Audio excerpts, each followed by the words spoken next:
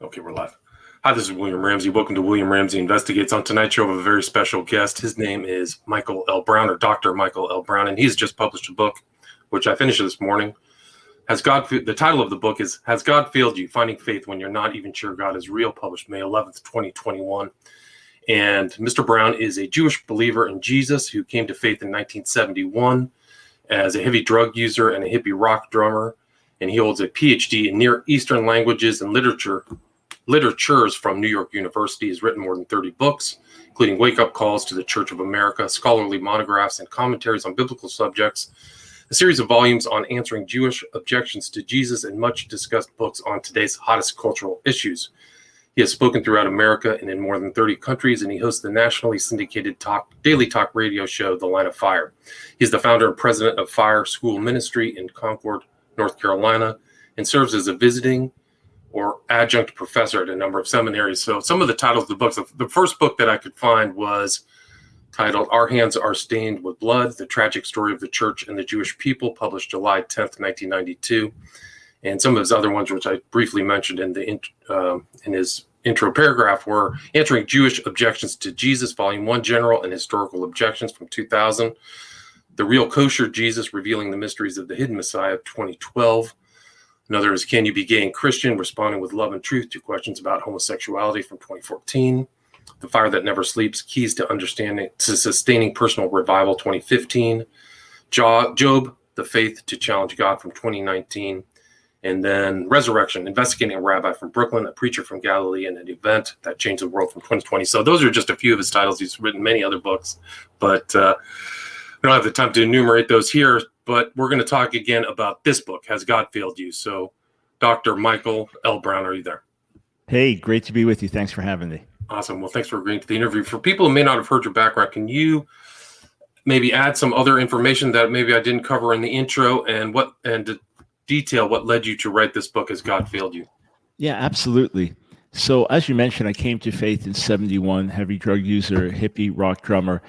And you might wonder, well, raised in a conservative Jewish home, your dad, lawyer in the New York Supreme Court, how in the world you end up in the whole drug scene at that point? But it was the 60s.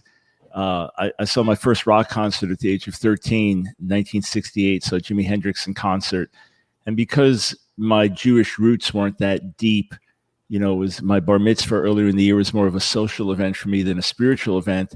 The whole rock scene, the power of rebellion, the whole appeal to the flesh, I just dove in. So started getting high at 14, was shooting heroin at 15. And, that was my course. I was going to be a rock star. I was going to be a drug user. And I thought that would be just great and cool. But my two best friends came to faith. They got born again, fellow band members. And God really started to deal with their hearts. They started to change the way they were living. So I didn't like that. I went to this little church where they come to faith, and I went to pull them out. And instead, the Lord began to deal with me, convict me of my sin, and transform me. By the end of the year, I was a new person. And my dad was thrilled to see that I was off drugs. But he said, Michael, we're Jews. We don't believe in this. So he brought me to meet the local rabbi. The local rabbi befriended me and immediately began to challenge my faith and bring me to meet other rabbis. So from early on, I was having my faith challenged, at least intellectually. And then I started college and then got bombarded there, with the secular mindset and professors that mocked what was in the Bible.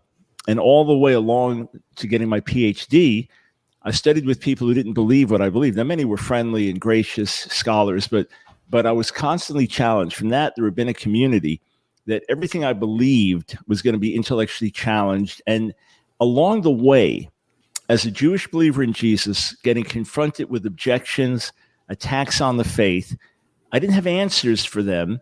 I knew that the Lord had changed my life, and I said, God, I just want to pursue you and your truth wherever it leads. But these rabbis had these strong objections.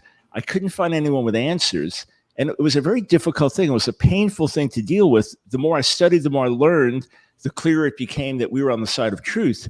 But I remembered that challenge, that pain. And then over the years, believing God to heal someone and they die, praying for something that doesn't come to pass, we all go through disappointment. And then we're in kind of a perfect storm now today where you don't just have the normal challenges to the faith, But it seems that things that kids were getting hit with on college campuses, and attacks on the God of the Bible and philosophical objections to our faith, they're now trickling down. So kids like 12, 13 years old are having to deal with these. We have a culture that's changed its viewpoint. And the activism of the left has been such that if you differ, you're now a hater, you're a bigot, and the God of the Bible is hateful and bigoted. And then there's just so much sin and temptation available today. You know, a 15-year-old kid can access stuff on the internet, all kinds of porn and stuff that when I was 15, I didn't even know it existed. You know, an 8-year-old can access it. So there, and all the distractions of the society and so on and so forth, it's kind of a perfect storm of a crisis of faith, and many are losing their way. Add in public scandals with major Christian leaders, add in Christian leaders publicly saying, I'm not a Christian anymore. And it's a real time of a crisis in faith. And I wrote, Has God Failed You? Finding faith when you're not even sure God is real, to try to reach people who are struggling. Many times in our church environments, we don't have a place where people can come with their questions and doubts. Many times kids are not free to tell their parents, I don't think I believe this stuff that you believe. So we have to have an environment where people can come with their pain, their disappointment, their questions, even some who've left their faith. I was interacting with an intellectual the other day, used to believe, now is known for being an atheist, but he said to me, I would love to have my faith back, but intellectually he can't. So I wanted to reach people, some who are struggling, some who've lost their faith, be it for emotional reasons, be it for intellectual reasons, and say, hey, it looks and feels as if God failed you, but I want to show you he's there and he's good. Right, and you, in some of your chapters, like you allow, or you title the chapter Permission to Doubt. So it's okay to doubt and ask questions. And also you address kind of, maybe some of these people have a wrong theology. Maybe that's why they think God failed them. Can you kind of discuss that kind of environment, like you said, that allows people to ask questions? Sure. We know that the disciples were rebuked for doubt in the New Testament. We know that James, or Jacob as he really is, that he rebukes those who doubt as double-minded. But that's the doubt of someone who should know better. That's the doubt of someone who just can't make up his mind, am I going to trust God or not? But Jude, verse 22, says, have mercy on those who doubt. And in Mark 9, the man whose son was having these seizures, these demonic seizures, when Jesus asked him if he believes, he says, Lord, I believe, help my unbelief. So yeah, I believe, but I'm struggling. So we need to have a setting. So let's say a youth group where a kid can come to the youth pastor and say, I don't agree with you. I want to believe, but it seems like, you're like just bashing gay people with what you believe. And rather than the youth pastor getting defensive, saying, well, let's talk about that. Or someone, saying, hey, I'm in college now, and I got this professor, and he's explaining, that the New Testament can't be trusted, and it's got all these contradictions in it. And I don't know, he's pretty persuasive. He's really brilliant. Rather than say, well, look, you just need to believe the Bible. What, you don't trust God? Is that it? You know better than God? Instead of some answers like that, which is just going to drive that person away. So, yeah, there's some really strong questions that people, let's dig into this together. Let's see if there's solid answers or not, because we only want to believe the truth. Or someone just saying, what happened? Look, the promises are here. I prayed. Nothing. Does that mean my faith isn't real, or God doesn't care about me, or the Bible's not true? And rather than, sometimes because we're a little insecure, we have to put up this wall of, no, God's faith, just you never question God. Instead, we should say, yeah, it looks like, it feels like that, doesn't it? And the Bible even talks about that. There are verses in the Bible where people question God. God put that in there to say, I knew you were coming. God put that in there to say, I knew you were going to experience this. I want you to know you're not alone. But let's get to the end of the story, and there you'll find faith, comfort, and wholeness. Right, and it's a universal condition of humanity to think to doubt. I think that all people who are in the Christian faith have gone through those periods, but you also kind of address the doubt with also the efficacy of prayer. Can you talk about that in your personal life? Yes. So there's a chapter early on in the book, does prayer really work? Because look, the promises are amazing. Ask and it shall be given you, seek and you shall find, knock and the door shall be open. Everyone who asks receives, he who seeks finds, the one who knocks the door will be open. Whatever you ask in my name, I'll do it. Delight yourself in the Lord, who'll give you the desires of your heart. And, verse after verse, calling us to pray, saying, God will answer, call to me, and I'll show you great and wonderful things that you don't know, one after another. So we pray and we believe, child is diagnosed with a terrible illness. Doctors say it's going to be fatal. We say, not with my God. He's faithful. He gave us this child. He blessed us. The church prays. The church fasts. You cry out. The child dies. And I can't imagine the devastation of that. I mean, I can imagine the faith devastation, but now the emotional devastation of losing a child. But the Bible seems so clear. So some people just say, well, I guess God doesn't heal at all. And maybe we're just misreading the Bible, but boy, it seemed clear. So what do we do with that? So what I explain in this chapter is that first we need to mark down the times that God does miraculously answer. We need to journal it because we often forget the things that he does do. We often forget the amazing things he has accomplished. So let's journal those things he has done and kind of make them foundation stones so that when we go through the valley, the dark time, the difficult time, we can say, wait, God really showed himself there. God really did answer that. Then the second thing is ask yourself, why did Jesus himself teach us a parable in Luke 18 that people should always pray and not cave in, not lose heart, not give up hope? Why did he do that? Obviously, he's telling us that we will go through seasons where it looks as if God's not answering us, where it looks as if he's forgotten about us and he's paying no attention. Jesus himself, who came down from heaven, is telling us these things. Now, you say, well, I don't get it. It's like hit or miss. No, here's the thing. There are times when God answers in miraculous, extraordinary ways, and we need to remember those. But God is also building a relationship with us. And the fact is, in this world, we will not always see miracles. In this world, we will not always get answers. But in the midst of it, God is going to develop our character. God is going to deepen our walk with him.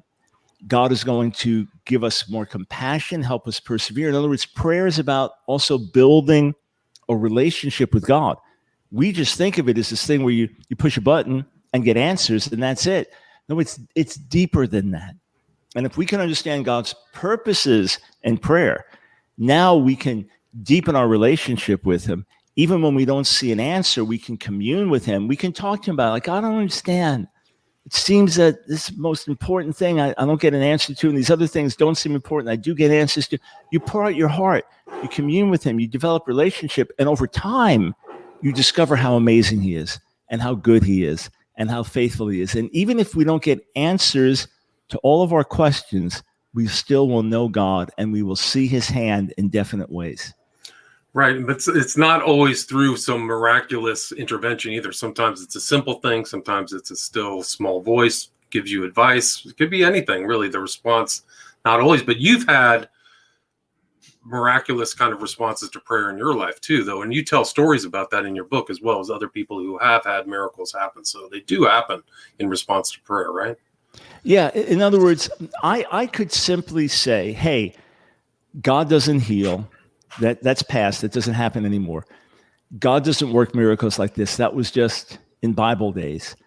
And in point of fact, we can't expect anything like this. Just trust God and go on with things. But that wouldn't be true either because he does intervene. We live with a certain holy tension. In other words, I've been with people and we've been praying for a miracle and the miracle doesn't happen. And it seems to be now they're left in a crisis. And then in the midst of the crisis, God shows himself super powerfully. You can't deny that God's with you in the crisis, but he lets you get in the crisis. Like, I don't understand that, but I can't deny the reality of God. And I can't deny that he's being good to me in the midst of this. And it's not a blind faith. It's not some trust where we just shut our minds off and deny reality. It's a fact that God makes himself real. God works in our lives in certain ways that are undeniable. I was on the air the other day having a friendly debate with a former Muslim who's now a passionate atheist, a very decent guy. And one reason he wanted to debate me was because he knew I'd be decent and friendly in return. And I was just explaining, hey, in my own life, and I said to all the atheists watching, I said, this may mean nothing to you. You'll probably mock it. I just want you to know in my own life, I've experienced God in undeniable ways. And I gave a list of things, especially as a brand new believer. And one of them was I had a bad case of hives.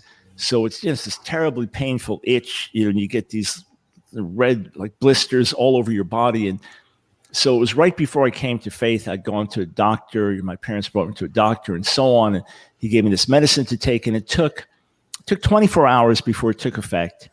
And then he said, after 7 days, all symptoms should be gone and you're done with the medicine. Well, sure enough, after 7 days, all symptoms gone. Now I'm a brand new believer at this point. I'm going to high school, which is about a half hour from my home, the school we had to go to. I start feeling an itch in my arms. It's winter. I've got long sleeves on. I roll up my coat, my sleeves. I thought, oh, no, it's starting to break out all over. I thought, well, I don't have any medicine on me. Even if I did, it takes 24 hours to have effect. So I'm starting to get in a panic because this was, it was miserable. And I get to school a couple of minutes later, and I pull my sleeve. Oh, no, it's spreading all over my arm, down my back. It's just horrible. And another guy came in, also a brand new believer. And I said to him, hey, pray with me, man. Just so we just sat in the corner of the room, prayed together for a minute. Room started to fill with people. Next thing I realized, wait a second. I rolled my sleeves up, everything gone, all the blisters gone, literally in a matter of seconds. Well, as a brand new believer, that was an incredible experience. So when I shared that, people mocked me. Oh, God heals you rich, but he lets children die of leukemia. Oh, God heals you rich, but he doesn't do this. He allows this one to be born, blind and so on. And I said, hey, it was just a sign to me. It was a sign of God's goodness. I've prayed for many people with cancer over the years, and very few have been healed. Some have, miraculously, but most haven't. That's the reality. But he made himself real at a time when it was crucial for me. And that just helped me to trust him more for the rest of my life. And can you also address kind of what some people think? One reason that they become atheists is maybe they have their impression of what being a believer is may have been skewed by wrong theology. Can you address that? Yes. So that's a whole chapter. Perhaps it was wrong theology that failed you.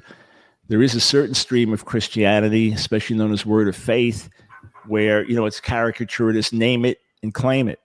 And it basically says, if you're a true believer, if you have enough faith, you'll never get sick. If you're a true believer, you will prosper financially, and that will be a sign of your faithfulness. If you give, you will always get a financial reward, etc. It's like a formula. As some have said, I got the word working for me, and this is the way it's going to be. I declare it, and it's such. And there is some truth in the midst of it in terms of God being a gracious healer and God pouring out his grace as we're generous to him and others. He's generous to us, but it's overstated, it's exaggerated, and it presents a dangerous picture of things that has no theology of suffering. It has no concept of when things don't go your way or how this message relates to people in developing countries living in horrific poverty and massive persecution and the fact that, say COVID-19 is taking a whole lot of Christians who love Jesus, a whole lot of Christians who were believing for healing, taking them too. And when you have this superficial view of things, when suffering comes, when hardship comes, when it doesn't fall into place the way it always has. I was just listening to a dear brother, friend of mine, a really, really good, solid guy. And he's taught kind of a word of faith emphasis in certain aspects of life and ministry. And now he has been sick persistently, and his wife, and he said, we've never gone through anything. We're holding to our faith. We've never gone through anything like this. Well, It does impact you when you push the button and nothing happens. So maybe your thought process is, I got saved like this. I came to faith based on this. I read the Bible, and this is how I see it. If this is not true, none of it is true. So rather than changing their theology, they end up throwing out the Bible. They end up throwing out God, because that was the foundation of how they came to faith, those teachings. When they find out it's not true, or it's, quote, not working for me, they conclude the whole thing is not true, which is what makes it so dangerous when we have a false theology. Right. And I think some of those false theologies are kind of sugarcoating it. And there's always that kind of a problem of suffering that sometimes pastors and other people don't really address. They don't. So when that happens, just like you said, some people reject or retract themselves. Can you talk about the problem, what the actual real biblical context of suffering is?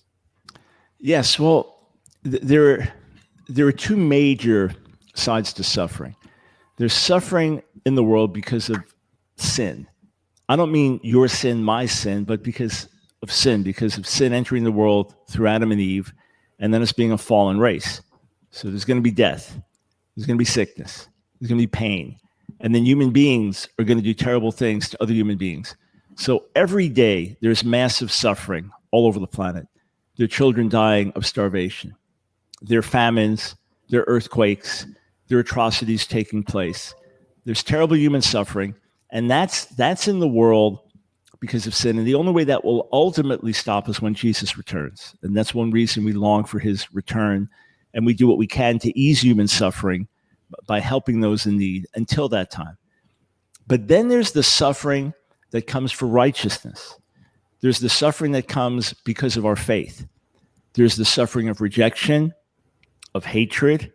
There's the suffering of imprisonment, of torture, of martyrdom. There's the suffering of having to swim against the tide and go against the grain.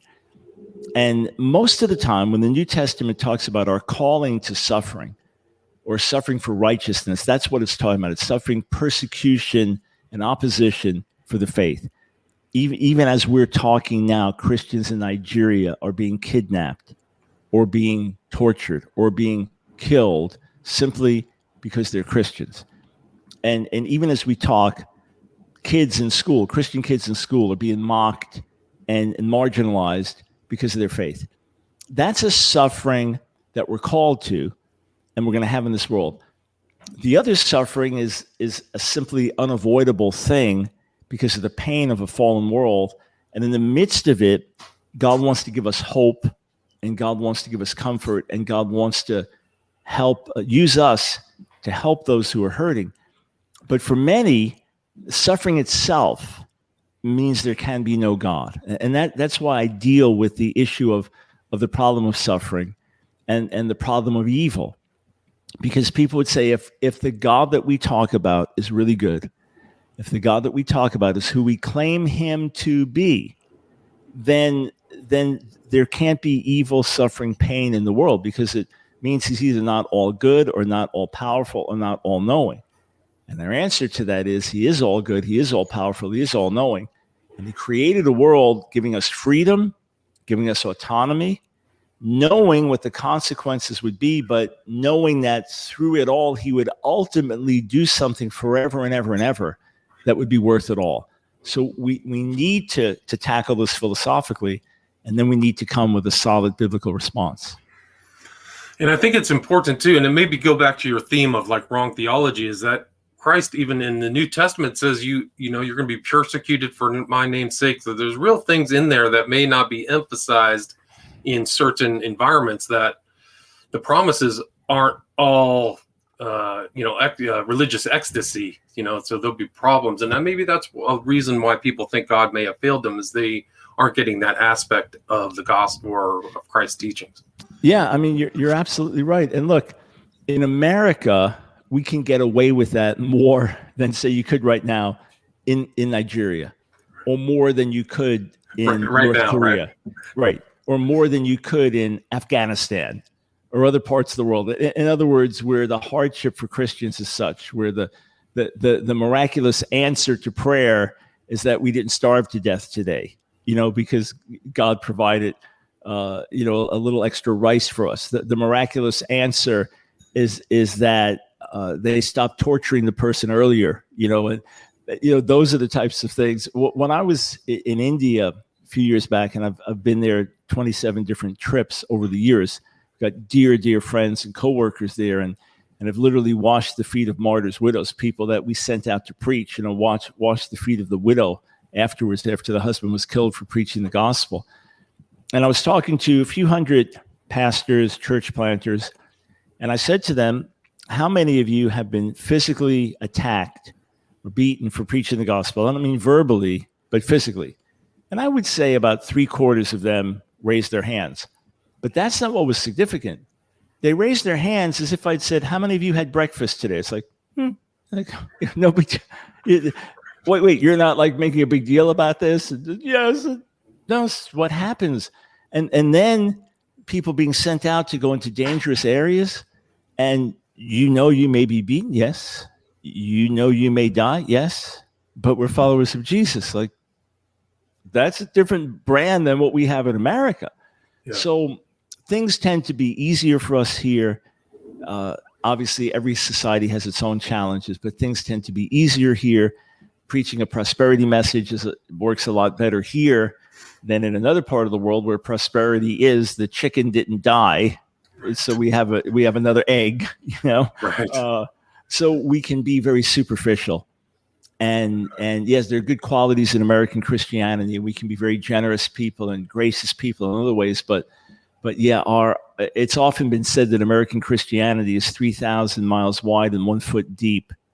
And again, many people fall away for understandable reasons. In other words, that the hell they went through, the losses they suffered, the lack of support they got in their church. I understand why they feel as if God failed them. And we've got to be there with compassion and help them, when the bottom falls out. But on the other hand, there are plenty of people just walk away because, hey, we were superficial to start. Yeah, we didn't get the full teachings. A lot of people don't know how big that the church is in India, and the persecutions are in China too, one of the largest Christian populations in the world as well. So really remarkable things are happening worldwide. But yeah, we've had it very soft here in the U.S. I totally 100% agree with you. Can you expound upon why the problem of evil, and can you talk about why understanding what that is very important to somebody who's in the faith? Yeah, so there are many atheists who are just God mockers, and that's their present stance. The summary is there is no God and I hate him, as others have said. But then there are other atheists, very sensitive, hearted, and they're thinking, okay, the picture you're giving me of God is that he is so ultimately good and compassionate and loving and kind that there's no way to reconcile that with a baby that's born that is going to suffer 6 months of living hell on earth and then is going to die, and that's it. There's no way that the God you talk about is compatible with a picture of human grief and pain over the centuries. So therefore, I have to conclude there is no God. In other words, they're not being mockers. They're just saying it. I'm taking seriously this picture you're painting of God, and this is just not lining up. So the first thing I want to challenge when they talk about a problem of evil is, what's evil? How can you define evil? How can there be such a thing as good or evil when, according to you, we are just the end products of a completely random, unguided evolutionary process, which comes down to the survival of the fittest? There is no evil. Is it evil when a lion kills a zebra to eat? That's not evil. Is it evil when a spider catches a fly? That's not evil. That's just survival of the fittest. So, when people say there's so much injustice in the world, well, what's injustice? Who gave human beings any right to anything? We're just a little higher up on the food chain. That's all. So even concepts of good or evil, I want to ask them, where'd you get that from? That sense of righteous indignation, the sense of things shouldn't be the way they are. That's because you're created in God's image. Okay, well, that doesn't answer the question of why the evil, why the pain. So I'll ask someone, and again, I do all this in the book, Has God Failed You? I'll ask them, okay, would you rather exist or not exist? Well, most all of us say exist, otherwise we would take our lives. The fact that people suffer and go through all kinds of pain and very few take their lives percentage-wise is an indication that we prize our existence. Okay, next question. If I could push a button and you would never have any more pain, trouble, hardship the rest of your life, but you will never make another decision. I'm going to press a button so that you'll be happy all the time, no risk, nothing will ever go wrong, you'll never suffer pain, depression, but you can make no decisions ever. You're pre-programmed to just be happy. People would reject that. Why? Because we cherish our existence and we cherish our freedom. And those are the very foundations of human existence, without which we would not have problems like evil and suffering and pain. In other words, this is the consequence of God creating us with freedom. You say, okay, I accept that, but if he foresaw there would be so much pain, suffering, and he's so good, then why would he create us like this? Because he's giving every one of us an opportunity. Every human being ultimately has an opportunity to receive God or reject him, to seek him or neglect him.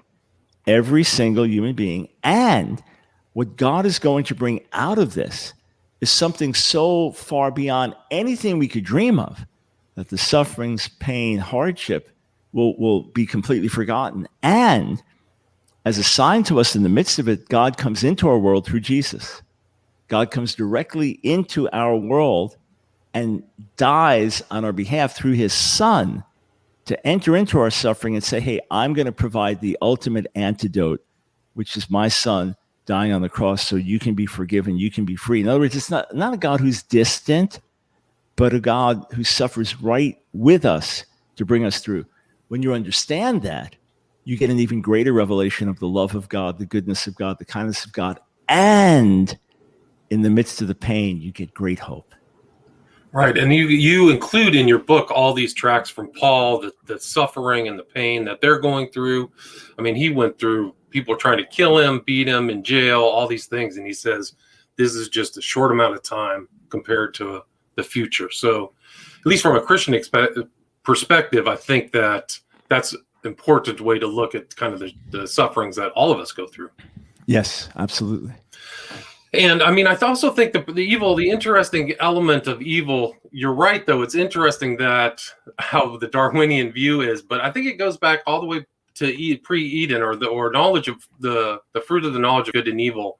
So I think that's inherent in the human condition, is really being able to ascertain that. That's why so many cultures' morality are fairly similar. Would you agree with that? Yeah. I mean, ultimately, we're created in the image of God. And with that means that there is a consciousness. The fact that around the world, there are certain things that are universally considered moral or immoral. Obviously, there are differences from culture to culture, but there are other things that are universally recognized as wrong. The question is based on what? Where did that ethic come from in human beings? And again, you don't have a concept of right or wrong among dogs, among cats. You don't have a concept of right or wrong among lizards or snakes or whatever, but you have a concept of right and wrong among human beings. Where does that come from? It is a profound argument that we are created in the image of God, and yet the fact we do things that we know are wrong, the fact that we condemn someone else for doing what we justify in our own lives, the fact that we do so much that's in blatant violation to God's goodness is an indication that we're created in his image and yet fallen. Right. And I think that your section in the book, I think that actually pertains to that section, like whether the God of the Bible is a bigot or cruel. And I think it pertains to good and evil. So the judgments of God, like take, for example, Sodom and Gomorrah, he viewed them as being so fallen that he destroyed them in the plains, right?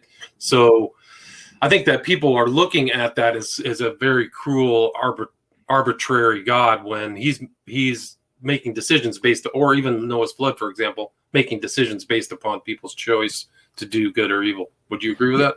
Yeah, absolutely. And let's add to that. And I have 2 chapters in the book dealing with objections to the Bible and the God of the Bible, especially the Old Testament. If you see that God waits hundreds and hundreds and hundreds of years before carrying out judgment, that he lets things get to a certain point where it's even creating hardship and pain for others, but he's like, no, I have to wait until the guilt reaches this level, then I'll deal with it. That's telling you something about his patience. Why does he wipe out the world in Noah's day and only preserve 8 to start a new world? Well, because if he didn't, soon enough, the human race would have completely wiped out itself, and there would have been nobody. There would have been nobody on the planet. So ultimately, as harsh as these things can seem, it's like a doctor having to operate. I remember seeing a case, just a mom going in for some type of minor treatment, some minor ailment. Next thing, there's an infection spreads through her body. Doctors didn't see it coming. The only way she can survive is they have to amputate all her limbs. I mean, who could imagine that you go in healthy, mom with married kids, all this, and you come out completely dependent for the rest of your life. You come out without any limbs. That saved her life. It was an act of compassion to save her life. So it all depends on our perspective. Even when we talk about gay, lesbian issues, why is God so bigoted? Why is he so small-minded? Or maybe we're just misreading the Bible. When you understand the beauty of his creation and the intent of his designing male, female, and doing what he did and why he did it, and the uniqueness of each one, and how the relationships are formed and how reproduction happens and all this. And then you say, when you violate that, you're violating God's best. That's not bigotry. That's not hatred. That's just saying God's ways are best. So much of this is perspective. But look, I wrote the book not to win an argument. I wrote the book not to go one up on someone like, aha, you have an argument, but I have a better argument. But to say, yeah, strong points, strong questions, honest questions. Here's some honest answers. And then ultimately, the key is, if I can connect that person with God, there can be an encounter with God afresh. All the questions go away. Right. Well, that's a great way to end it. I highly recommend this book. The title of it has God Failed You, Finding Faith When You're Not Even Sure God Is Real. Where's the best place to obtain this book, Michael Brown? They can get it anywhere online, Amazon, Barnes & Noble, Christian Book, or our website, where they'll find thousands of hours of free resources, askdrbrown.org, askdrbrown.org. And thanks for taking the time to read the book. Appreciate it. My pleasure. Well, it's great to have you. Thanks so much. Again, the title of the book is God Failed You, Finding Faith When You're Not Even Sure God Is Real, by Dr. Michael L. Brown. Thank you so much. God bless you. You're very welcome. God bless you too.